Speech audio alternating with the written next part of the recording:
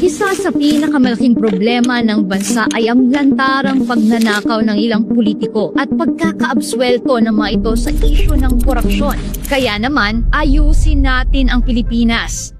Si Pastor Apollo C. Quiboloy kasama ang taong bayan ang mangunguna sa labang ito. Walang palakasan, walang padrino, lahat ng sangkot sa katiwalian pananagutin. Kung mailuluklok bilang senador, isusulong ni Pastor Apollo C. Quiboloy ang panukala na bubuo ng Truth Commission na siyang magsisiyasat ng mga kaso ng katiwalian sa loob ng mga ahensya ng pamahalaan. Pero anong kakaiba sa komisyong ito?